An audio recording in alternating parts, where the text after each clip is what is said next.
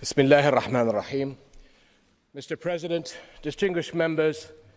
thank you very much. Jordan treasures its long ties of friendship with this great institution, and I appreciate your invitation to speak here today. My friends, people thrive where there is mudane madaxweyne xubnaha sharafta leh waad mahadsantihiin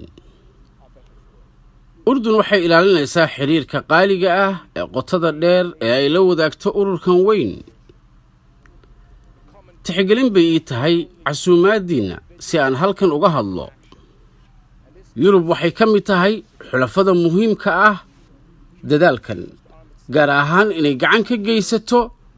sidii loo joojin lahaa cabsida dunidu ka qabto islaamka suntani waa mid ku dhisan afkaaro khaldan oo islaamka laga faafiyey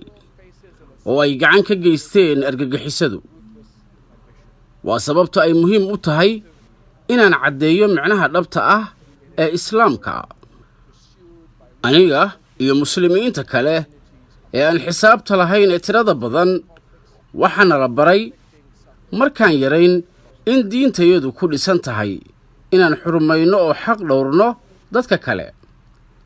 nabi maxamed naxariis iyo nabadgelyo korkiisa ahaatee wuxuu yidhi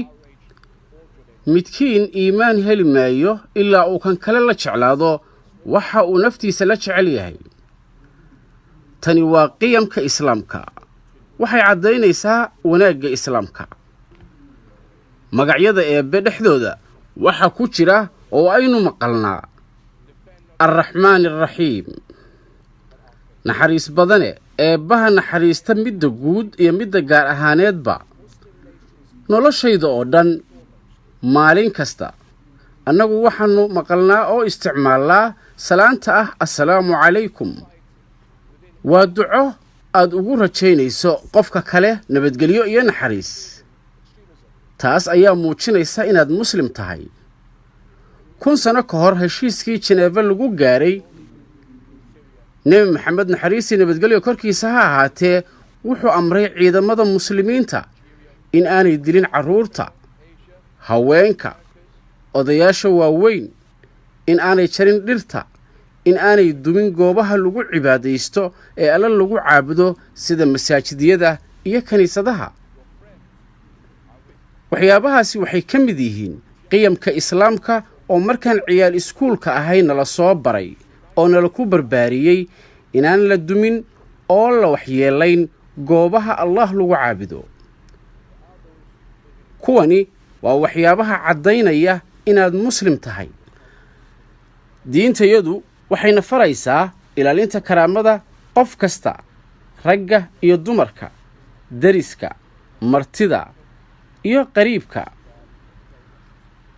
sifooyinkan fiican ee ku jira diinteenna islaamka waxa aaminsan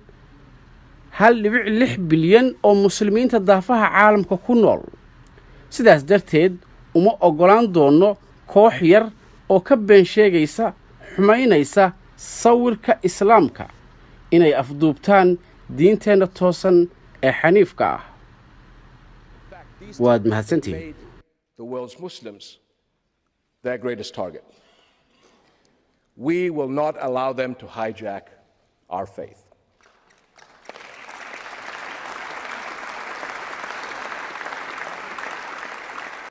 Thank you very much.